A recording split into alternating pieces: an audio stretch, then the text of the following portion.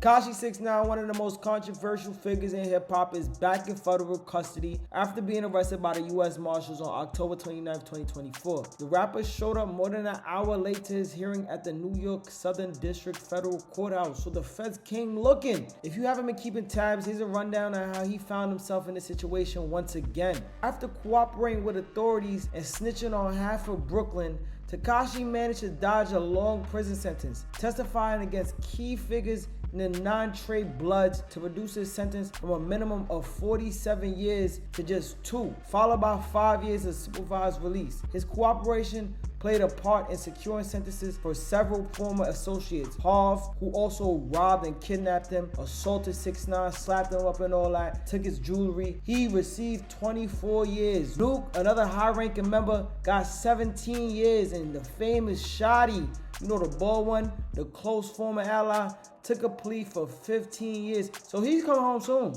The bald one is coming home soon, but Tekashi struggled to follow the terms of his release.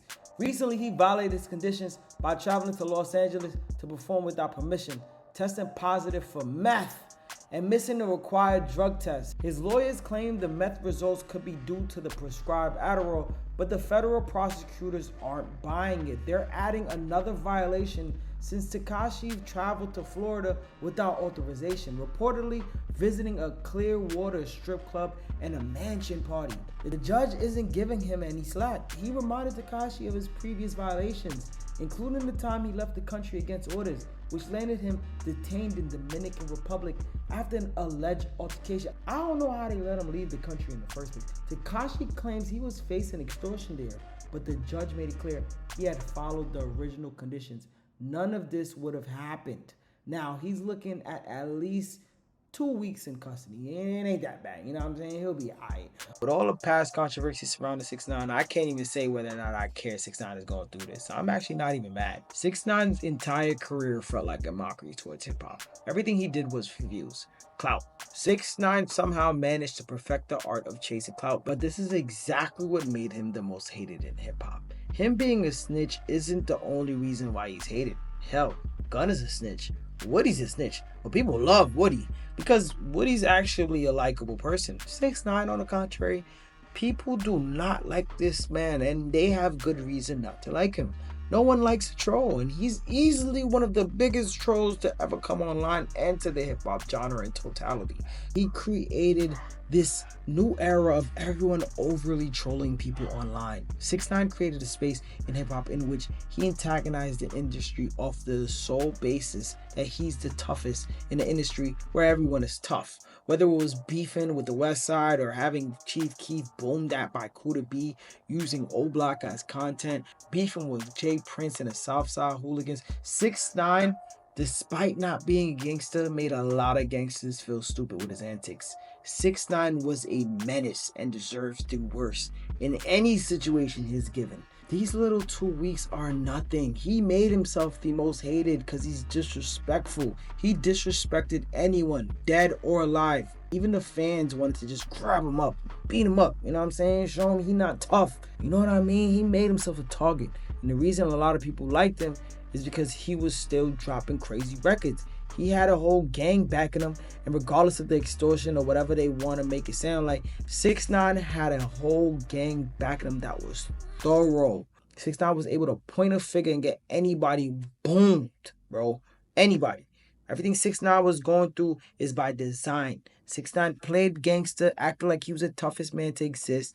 When it really came down to it, he assisted and aided the federal authorities to place actual gangsters in prison. It felt like 6ix9ine's whole entire career was forced. He had all the eyes on him and changed the internet for the worse. 6ix9ine changed hip-hop in totality. This nigga spit in the face of the streets. That's why he got robbed. That's why he got beat up. And that's why no one cares. The only time people care is when it has to do with negativity happening to him. 6ix9ine at the point was the hottest rapper on the internet. And now it's almost feeling like he's faded so far into the underrealms of darkness. No one is talking about him. Repost his shenanigans.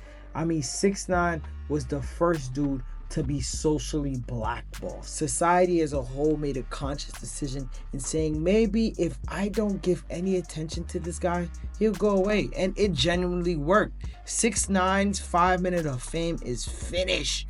And now he's known as hip-hop's biggest snitch. It's not like he cares though, because he's got the Latin market on tilt right now. Every single song he's made since he's been labeled as a snitch has been in Spanish. Right now, he has a song talking about his ex. The song is called Reposura featuring Lanier, and it's in full Spanish. But this is the thing, it has millions and millions of views. I mean, millions, thousands of comments. But I mean, hey, this fully encapsulates the entire essence of 6ix9ine. He's a capitalizer. He's an opportunistic, clout-chasing demon. But most importantly, he's actually talented. He can shapeshift. He used the American hip-hop market to skyrocket his career, became a snitch, and totally switched to genre where they can care less whether or not he's a snitch or not. They don't care if he fronts like he's a gangster. He's able to be a famous musician again. 6ix9ine will go down as hip-hop's biggest snitch, and although he may not spend the rest of his days in jail like some of the people he told on, it's safe to say no one in the American market cares for 6ix9ine's hip-hop anymore. And I can't say that I am not fully aboard that, because 6ix9ine music was utterly trash. But you know the vibes. It's that guy KPC. I shoot films, not people.